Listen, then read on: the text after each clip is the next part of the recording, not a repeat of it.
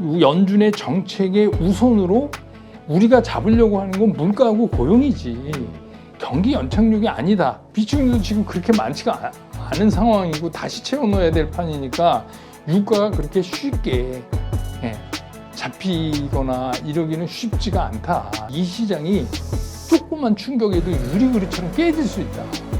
말씀하신 암의 상장 그것을 통해서 뭔가 수익을 내보려던 외국 기관들, 그러니까 외국인 그 세력 여기에 작전 실패.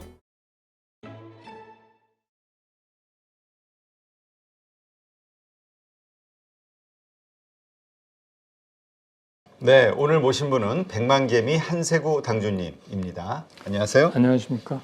네, 참 오실 때마다 시장이 참 변곡점일 때. 예, 그래서 저도 어제 이제 사실 저도 잠을 좀 못 잤거든요. 중간에 이제 파월 의장 뭔 소리 하나, 점도표 어떻게 나오나. 그런데 뭐 이제 주시장이 항상 그렇지만 주시장이 그냥 흘러가는 것 같아도 중간중간에 이렇게 중요한 매듭을 하나씩 이렇게 짓잖아요. 근데 그런 의미로 보면 이제 어제 밤에 미국 시장에서 일어났던 일들은 앞으로 상당 기간 시장에 영향을 줄 가능성이 있다. 그렇게 이제 보여져요. 그래서 뭐 결국은 이제 연준의 금리가 우리가 생각하는 대로 동결됐지만, 근데 그 후에 감춰진 것들이 더 시장을 압박하고 있기 때문에 그래서 이제 오늘 우리 시장도 좀 어려울 거고 힘들게 출발할 거고, 더군다나 우리는 이제 추석 연휴 앞두고 있기 때문에 연휴 앞에 뭐 시장이 이렇게 별로 안 좋거든요. 그 연휴 기간 동안에 또 우리가 예상하지 못했던 변동성들이 일어날 수 있기 때문에 굉장히 조심스러운 데다가 오늘 이랬기 때문에 이제 시장이 굉장히 힘든 상황입니다. 현재로는. 네, 하여튼 그 FOMC 그냥 매파적 그 금리 동결 이게 이제 우리 한 줄로 요약해서 이렇게 될 것이다 예상은 했었잖아요. 근데 다 했죠. 예상했던 건데 그 시장은 근데 이제 여기서 지금 말씀하셨죠. 그냥 예상했던 동결 이거보다 사실 숨어 있는 게 뭐냐면 higher for longer 거예요. 그게 사실은 핵심이었어요. 어제의 그 이벤트의 핵심은 higher for longer. 좀 더 높고. 그러니까 지금 이 높은 수준을 연준이 과연 얼마나 끌고 갈 거냐. 그러니까 대부분의 사람들이 그랬잖아요. 이번엔 동결, 11월은 잘 모르겠어. 이렇게 이제 얘기를 한 건데 점도표가 딱 나오니까 점도표가 지난번에 나왔을 때하고 이번하고 이제 사람들이 비교를 하게 되는데 이번에 나온 점도표를 보니까 오히려 이거 더 올라갔단 말이에요. 앞으로 그 밑에 뭐 굉장히 낮게 찍어 있던 점들은 사라져 버리고 의원들의 생각이 자꾸 이렇게 되니까 그 얘기는 다시 말하면 우리가 그렇게 시장이 기다리고 있는 금리 인하는 꿈도 꾸지 마라. 그건 아니다. 이제 그런 거예요. 그래서 뭐 연준 안에서도 그 점도표를 보면 나타나지만 뭐 의견이 일치되는 건 아니에요. 전부 매파대로 좀 갈리기는 하지만 일반적인 생각은 뭐냐면 그냥 데이터를 확인하면서 앞으로 하겠다. 11월도 데이터 확인하겠다. 그런데 파월 의장의 얘기 보면 묘한 말이 있어요. 경기 펀더멘털이 생각보다 강력하다. 그래서 이것 때문에 의원들이 그렇게 점도표를 내년에 점도표를 상향시킨 거라고 생각한다. 그래서 연내에 추가 인상을 우리가 할지라도 그 얘기는 뭐냐면 11월에 올릴지라도 혹시 경기 연착륙은 난 가능하다고 생각한다. 이렇게 얘기를 했단 말이에요. 거기에다가 이런 얘기예요. 우리가 경기 연착륙이 정책에서 굉장히 중요한 거지만 연준의 정책의 우선으로 경기 연착륙을 세운 바는 없다. 이 얘기예요. 그 얘기 무슨 얘기냐면 우리가 잡으려고 하는 건 물가하고 고용이지 경기 연착륙이 아니다. 그 얘기는 예전에 파월 의장이 얘기했던 것처럼 우리가 긴축을 계속하면 일부 힘들 수도 있지만 그건 사이드 이펙트야. 어쩔 수가 없어. 이 얘기처럼 들리잖아요. 이 얘기가. 그렇죠. 네. 그래서 그렇게 얘기하고 이제 자꾸 사람들이 반하는 이제 금리 인하 쪽 얘기에 대해서는 이렇게 코멘트했어요. 기준금리 인하는 언젠가는 오겠지만 시기는 특정할 수 없다. 이건 무슨 얘기냐면 우리가 충분하다고 늘 해오던 말 있잖아요. 우리가 충분하게 인플레이션을 잡았다고 생각할 때까지는 금리 인하 없다. 이 얘기랑 똑같이 들리잖아요. 네. 결국 이제 이런 것들 때문에 미국 시장도 어제 특히 뭐 나스닥이 많이 빠졌고 우리 시장도 오늘 힘들고 뭐 이런 거죠. 그러니까 이제 채권 금리도 장중에 그냥 넘어갔다. 동결하고 하다 하니까 채권 금리가 약간 빠졌었어요. 그러다가 다시 끝나기 한 30분 전부터 다시 채권 금리가 오르기 시작해서 끝나고 4시 이후에 더 올라 버렸단 말이에요. 다시. 그 얘기는 무슨 얘기냐면 아, 이게 만만치가 않네. 연준의 생각이 이제 이렇게 시장이 파악하고 있는 것 같아요. 하여튼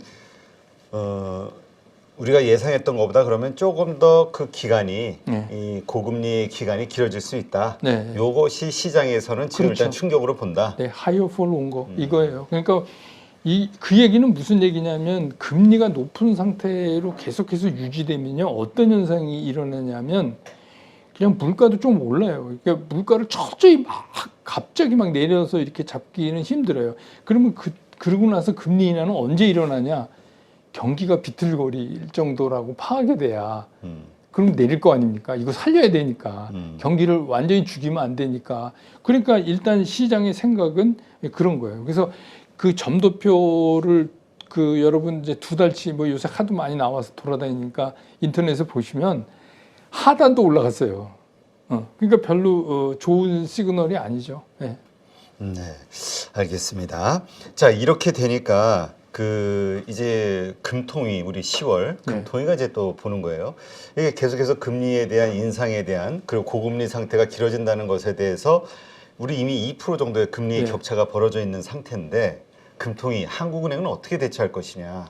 글쎄 이제 뭐 한국은행의 그 금리 정책을 미리 얘기하는 게 좀 그렇지만 그냥 제 생각만 말씀드리면 그 미국하고 금리 차가 난다고 그래서 금리 차를 좁히기 위해서 금리 올리기가 굉장히 어려운 상황이에요. 그렇죠. 지금 우리가 이제 뭐 개인 부채, 물가 뭐 이런 것 등등 뭐 좀 그럴 거 아닙니까? 그런데다가 뭐 그 고유가는 우리도 힘든 거 아닙니까? 그러니까 그런 게 이제 계속되기 때문에 어려울 것 같고 그 지금 이제 그 금리에 관한하는 한국은행은 약간 그 기본적으로는 미국과 금리차 때문에 벌써 손을 댔어야 하죠. 네, 손을 댔어야 하는데 못 대는 게 뭐 여러 가지 이유 있는 것 같아요. 그냥 이거는 뭐 제 뇌피셜인데 내년 총선까지는 안 건드리려고 하는 거 아닌가. 그치, 그 건드리면 일단 가계부채 문제부터 네, 자영업자들 여기가 상당히 흔들릴 상당히 거라고. 흔들리는 거죠. 그러니까 또 물가도 지금 이제 우리 흔히 쓰는 말로 빡세게 올라가니까 그러니까 이제 뭐 추경 예산 안 하겠다 이랬는데 사실 지금 돈 써야 되는 거잖아요. 건전재정보다 이제 그게 더 급한 건데 지금은 뭐 쉽게 얘기하면 이쪽에 써야 될 거를 요로 쓰고 그러니까 뭐 이렇게 애기 나서 육아휴직 하면은 거기 주는 거를 뭐 이 직업을 잃었을 때 쓰는 돈에서 이렇게 돌려서 쓰고 지금은 이제 완전히 그런 상태 아니에요. 그러니까 굉장히 그것 자체도 불안정한 상태인데 여기다 한국은행이 미국하고 금리차를 좁히기 위해서 덜컥 금리를 그냥 올린다? 이거는 좀 쉽지 않은 결정 같아요. 네, 제가 보기엔. 근데 사실 또 한국은행이 금리를 올리건 내리건 우리 한국 증시에 그렇게 큰 영향을 주는 것 같지는 않아요. 예, 그렇진 않죠. 예. 그래서 결국은 우리가 좀 요 금통위의 결과를 기대하는 건 우리도 역시 좀 금리 인상이 되면 외국인들이 봤을 때 한국 돈값이 좀 올라가는 거니까 이 원화 약세 현상이 조금 완화되지 않을까. 우리 시장에서 바라는 거는 그런 거죠. 금리 차가 난다는 거는 환율에 영향을 미칠까 봐 시장에서 이제 걱정을 하는 거죠. 그래서 외국인이 당분간 뭐 또 못할 거라고 본다면 외국인의 그러니까 원화 약세는 계속 이어질 수밖에 없고 외국인이 적극적으로 매수하기에는 어려운 상황이 되지 않겠냐. 전 그렇게 보죠. 지난번 시간에도 제가 잠깐 말씀드렸잖아요. 환율 잠깐 얘기하면서 뭐 외환 전문가는 아니지만 제가 보기엔 환율이 지금에서 조금 더 올라갔다가 안정이 돼야지 지금 상태에서 바로 환율이 쭉 내려가는 그런 현상은 나타나기 좀 힘들다. 근데 오늘 이제 뭐 연준 이런 거 얘기 나오고 뭐 그러면 뭐 그 유가 오르고 그러면 당연히 달러 강세는 뭐 미국이 할 수 있는 건 달러 강세잖아요. 그러니까 이거는 뭐 우리 흔히 쓰는 말로 잠깐 동안 꿈도 꾸지 말아야 되는 거 아닌가. 그렇게 생각이 들어요. 그렇다면 지금 그러지 않아도 요즘 떠오른 악재가 이제 유가 상승이잖아요. 우리가 유가 상승에 대해서 민감할 수밖에 없는 게 작년에 유가 상승이 되던 그 고점이 피크가 5월인가 그랬죠. 그때 이후까지도 계속해서 이 영향으로 인해서 주식 시장이 박살났단 말이에요. 이번에 여기 이런 모든 것들이 합쳐졌을 때 어떻게 될까? 그러니까 이제 유가도 어제 장중에 잠깐 그 WTI 기준으로 해서 90달러 밑으로 잠깐 내려왔다가 끝나고 다시 올라갔어요. 그러니까 그 얘기는 무슨 얘기냐면 이 유가에 대해서 우리가 기본적으로 이런 생각을 좀 갖고 계셔야 돼요. 유가가 왜 오르냐 이러면 대부분 이래요. 뭐 러시아하고 사우디가 감산을 해서 에이 나쁜 놈 뭐 이렇게 이제 쉽게 얘기하는데 다 나름대로 이유가 있단 말이에요. 러시아는 지금 전쟁 중이기 때문에 유가가 한 푼이라도 올라야 그렇죠. 버틸 거 아닙니까? 돈이 많이 필요하니까. 네, 그러니까 러시아는 이건 주기살기로 이거 올려야 되고 사우디도 배럴당 90달러 밑으로 가면 요새 우리나라에서 유행하는 소위 말하는 건전 재정이 안 되는 거예요. 사우디도. 그러면 네옴시티고 뭐고 다 물 건너가는 거예요. 돈이 없는데 무슨 네옴시티를 해요. 그러니까 사우디 입장에서는 무슨 수를 쓰든지 90달러 이상을 유지하면서 자기네들 나름대로 건전 재정을 좀 만들려고 한다. 그런데 이제 지금부터 이제 동절기에 들어가잖아요. 그리고 그동안에 이제 유가에 대해서는 미국이 비축률을 좀 풀면서 이거를 컨트롤 해왔는데 비축률도 지금 그렇게 많지가 않은 상황이고 다시 채워 넣어야 될 판이니까 유가가 그렇게 쉽게 잡히거나 이러기는 쉽지가 않다. 이거는 굉장히 이 죽고 사는 문제 거의 그런 문제에 지금 다다라 있다. 그래서 이제 이게 뭐 주시장하고 조금 다른 얘기처럼 들리지만 러시아가 우크라이나를 침공해갖고 첫 해에는 뭔지도 모르고 그냥 하다가 의외로 우크라이나의 반격이 세니까. 근데 그건 나토, 그러니까 미국을 비롯한 나토 지원 때문에 이제 그렇게 된 거거든요. 근데 뭐 얼마 전에 이제 김정일 만나고 이게 뭐겠어요? 역사를 보면 러시아를 들어가서 성공한 침략이 없어요. 그게 다 어디서 망하냐면 동절기에 망해요. 그렇죠. 이게 뭐냐면 동절기에 군사를 움직일 수가 없어요. 그렇다고 뭐 우크라이나가 나토 핵을 빌려서 러시아를 칠 수도 없고 결국 재래식 전투를 해야 되는데 그러면 뭐 탄약 이런 거 왜 뭐 김정은만 비축하고 왜 그러겠어요. 이거 힘들어져요. 날이 점점 기온이 떨어질수록 우크라이나가 힘들어지는 거예요. 그럼 미국 정부도 알고 있을 거예요. 이런 부분을. 그러니까 이제 유가가 이렇게 되고 사우디는 그 틈바구니에서 딱 유가 감산하면 자기네 확실하게 건전재정 되니까 사우디 입장에서는 좋은 거죠. 그래서 그런 거를 본다면 이 유가가 그냥 우리가 생각하면 쟤네 왜 감산해서 그래 이렇게 쉽게 이해할 부분은 아닌 것 같아요. 그래서 말씀하신 대로 그러한 여러 가지 이해관계 때문에 유가는 계속 오를 수밖에 없다고 봤을 때 우리 증시는 어떻게 될 것이냐. 지금이라도 좀 비중을 확 줄여놔야 되는 것이냐. 아니면 일시적 어떤 그 조정으로 우리 이제 요즘 조정장이라고 보시는 분들도 많더라고요. 그 시장은 이래요. 이제 시장은 어떤 그 악재가 있다 그래서 막 폭락하거나 잘 그러지를 않아요. 그래서 시장은 어제도 그렇지만 또 미국에서도 한쪽의 의견을 들어보면 결국은 이제 우리 흔한 말로 쫄지 마. 파월은 지금 거짓말 하는 거야. 금리 인상 끝났어. 이렇게 믿는 사람도 있어요. 맞아. 저 어디 오늘 그 파월 인터뷰 보고 썸네일 하나 만든 거 봤는데 파월이 숨기는 게 뭘까? 뭐 말 실수를 했다. 뭐 이런 것들. 그러니까 그런 얘기는 무슨 얘기냐면 시장은 항상 그 상대적으로 의견을 가진 사람이 존재하기 때문에 더군다나 이제 지금 시장에서는 시장이 막 고점을 가고 있고 그런 게 아니잖아요. 그렇기 때문에 지금은 떨어지면 좀 매수하려는 세력이 반드시 있어요. 그리고 이게 무슨 오늘로 끝나는 시장이 아니라 이제 가벼운 재료들 갖고 시장이 흔들흔들 할 건데 문제는 뭐냐면 시장이 꼭 가두리 같은 데 갇혀버리는 게 이제 첫 번째 문제고 우리 소위 코스피 그 뭐죠? 박스피라고 박스피처럼 하잖아요. 거기서 이도 못하고 저도 못하고 근데 이제 제 개인적인 생각에는 뭔가 새로운 충격이 와서 주가가 오히려 쭉 빠지면 딥바잉이라고 그래서 오히려 우리한테 기회를 줄 수 있는데 그게 아니라 가랑비에 옷 젖듯이 그냥 조금씩 하는 게 사실은 일반 투자가들한테는 굉장히 힘든 거죠. 그런 그런 시절을 지내기가 굉장히 힘든데 지금은 이제 그럴 가능성이 굉장히 농후해졌어요. 그러니까 갇혀 있는 가두리 안에서 자꾸 조금씩 가라앉아 내려가는, 올라가는 것보다는 내려가는 게 더 큰, 이런 게 이제 계속 반복되고 크게 빠지지도 않고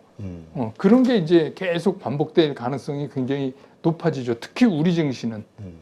그렇다면 우리 투자자들 어떻게 대응하는 게 좋을까요? 지금 진짜 당분간 뭐 추석 연휴가 또 끼어 있어서 네. 지금 매수세가 더 의기소침해지는 그런 상황 아니냐 이렇게 보시는 분들도 있긴 하거든요. 지금 이제 제가 가끔씩 말씀드리는 그냥 단순한 수급으로 봐서 고객 예탁금 대비 신용 잔고가 얼마냐. 근데 지금 40% 넘었어요, 어제. 오, 그래요? 예. 그러면 그 얘기는 무슨 얘기냐. 이제 우리가 이쯤 되면 시장이 바닥이죠. 뭐 이런 얘기할 때 그 고객 예탁금 대비 신용 잔고가 30% 미치어야 우리가 바닥이다 이렇게 얘기를 하거든요. 40% 위험 수위를 넘은 거예요. 그러면 그 40% 위험 수위 넘은 걸 우리가 뭐라고 인식을 해야 되냐면 이 시장이 조그만 충격에도 유리그릇처럼 깨질 수 있다. 굉장히 빨리 깨질 수 있다. 그거를 이제 조심을 하셔야 돼요. 첫째는 이제 수급적으로 그런 현상이 일어났다는 게 가장 큰 거고, 두 번째는 이제 지금 말씀하신 것처럼 우리가 너무 긴 연휴를 보낼 거기 때문에 그 안에 어떤 일이 일어날지 모르기 때문에 지금 뭐 이게 좀 많이 빠졌다. 내가 판단하기에 밸류에이션보다 낮다. 그래가지고 섣불리 막 적극적으로 매수할 필요는 없다. 만약에 그걸 하신다면 연휴 지난 다음에 하셔도 그게 올라갈 주식이라면 그때 사셔도 올라간다. 그러니까 지금 미리 그렇게 할 필요가 없다. 이런 게 이제 제 생각이에요. 근데 뭐 있는 거야 어떻게 하시겠어요? 있는 거야 지금 뭐 그렇다고 막 내던질 수 있는 그런 상황도 아니기 때문에. 그러니까 지금 오히려 관망을 이렇게 어렵고 변동성이 심할 때는 사지도 팔지도 말는 관망세를 유지하자 이런 의견을 가지신 분들이 있는데 거의 이제 반론을 제기하는 거죠. 아니 그렇게 힘들 것 같으면 파는 것도 낫지 않냐? 왜 매도도 안 하는 게 낫냐? 이런 의견. 그게 왜 그러냐면 시장이기 때문에 그래요. 그러니까 무슨 얘기냐면 시장은 우리가 얼마 전에도 한번 겪었지만 지난주에 CPI 발표될 때 많은 사람들이 뭐 CPI가 얼마가 나오냐 하는데 사실 선수들은 ARM에다가 초점을 맞추고 그 전날부터 롱 포지션이 막 늘어났어요. 그러니까 그 얘기는 뭐냐면 ARM을 이제 매개체로 해서 ARM IPO가 흥행을 하면 그게 우리 시장에서 가장 전파되기 쉬운 데가 반도체예요. 그래서 삼성전자가 그렇게 되면 뭐 한 73,600원가 지난 고점을 뚫고 그렇게 되면 지수가 쫙 하고 올라가니까 파생해서 엄청나게 챙기고 그러니까 이제 롱 포지션 그래서 그게 쫙 올라가고 있었어요. 그런데 정작 뚜껑을 열었는데 이제 우리가 그동안 진짜 1년 넘게 얘기해 오던 반도체의 바닥, 경기 바닥, 이제 좋아진다. 그럼 그 시그널이 나와야 되는데 대충 나와줄 때가 됐어요. 왜 그러냐면 우리가 AI 뭐 얘기도 나오고 이러면서 반도체가 그럴 때가 됐단 말이에요. 그러면 반도체 스팟 가격이 뭔가 움직이는 걸 우리한테 시그널을 줬어야 되는데 그게 없어져 버렸어요. 약간 반등하고 있다고는 하던데 그 의미가 없다. 의미가 있을 정도로 그렇게 되지도 않은 거예요. 그리고 계속 그 제조 감산을 계속 유지하고 있고, 그러니까 그렇다 보니까 우선 거기서 맥이 딱 끊겼고, 그 다음에 ARM 자체도 미국 시장에서 그냥 한번 바짝하고 그 다음에 그냥 다시 주저앉는 이제 그런 모습을 보였잖아요. 그러니까 그 이벤트가 조기에 종료가 된 거예요. 근데 그렇게 해서 이제 롱 포지션들이 막 청산되면서 기억하실 거예요. 여러분 다시 보시면 외국인들이 막 1조 이상 선물 매수했다가 또 1조 이상 팔았다가, 그러니까 원래 그렇게 할 계획이 아니었는데 생각보다 이벤트가 흥행이 안 되니까 빨리 철수한 거죠. 근데 빨리 철수했어도 외국인들은 이틀 사이에 선물에서 선물 포인트로 10포인트를 먹었단 말이에요. 그럼 적게 먹은 게 아니죠. 그러니까 시장은 그런 식으로 기회만 있으면 뭔가를 하려고 자꾸 하기 때문에 지금 이제 시장에서 우리가 갖고 있는 게, 그러면 전체 시장은 그렇게 어렵더라도 갑자기 뭐 우리가 얘기하던 반도체가 돌아설 수도 있는 거 아니냐, 뭐 이런 거는 이제 항상 있는 거예요. 왜 그러냐면 시장이니까. 시장에서 뭐 노느니 뭐 한다고 그냥 가만히 있는 시장이 아니잖아요. 그러니까 개인 투자가들 입장에서는 뭐 시장이 좀 불투명하면 그냥 안 하시고 관망하시면 되지만 이것 때문에 먹고 사는 데가 기관이고 외국인 아닙니까? 매일 해야 돼요.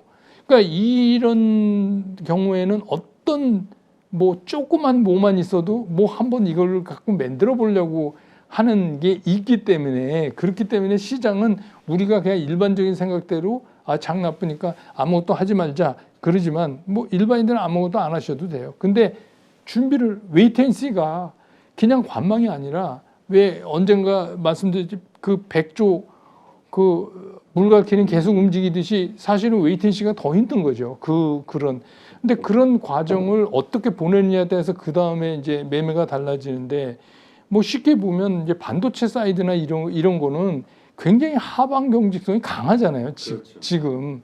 그러니까 이제 그런 것들을 지금 막 내다 팔고 이런 건 좀 아닌 것 같다는 생각에서 이제 그런 말씀을 드린 거고 저도 이제 그렇게 생각해요. 그런 섹터들은. 진짜 뭐 하이닉스 같은 경우 사실 요즘 나오는 뉴스나 여러 가지 현상들 보면은 10만 원이 무너졌어도 진작에 무너졌어야 될 것 같은데 의외로 11만 원대에서 밀리지를 않아요. 그래서 이제 시장에서 학습 효과가 있기 때문에 다 어떻게 생각하냐면 그럼에도 불구하고 지금 저것들이 못 가다가 이런 것들이 한꺼번에 터져 나오면 굉장히 크게 갈 수 있다. 과거에도 그랬었다라는 거를 이제 생각하고 있기 때문에 계속 시장에 이제 미련을 갖고 있는 거죠. 그 부분에 대해서는. 지금 그렇다면 지금의 현상은 어쨌건 FOMC 회의 이것으로 인한 직접적인 우리 시장의 악재는 이거보다는 말씀하신 암의 상장 그것을 통해서 뭔가 수익을 내보려던 외국 기관들, 그러니까 외국인 그 세력 여기에 작전 실패 뭐 이렇게 봐야 되나요? 뭐 실패라기보다는 작전상 크게 하려고 그랬는데 뭐 크게 안 된 거 하나. 그 다음에 두 번째는 이제 그거는 그냥 종식이 됐어요. 지난주에. 이번 주에는 이거잖아요. 이번 주에는 FOMC인데 과연 FOMC가 이렇게 내놓은 상황에서 이걸 갖고 외국인들이 적극적으로 우리나라 시장에서 수급을 맞춰줄 수 있을까? 이게 의문이죠. 위축되죠, 외국인들이 당연히. 이러한 현상들 때문에 위축됐다. 네. 매수. 하긴 네, 그렇죠. 그렇게 일단 이 시장을 현재는 이해를 하는 게 낫다. 네, 알겠습니다.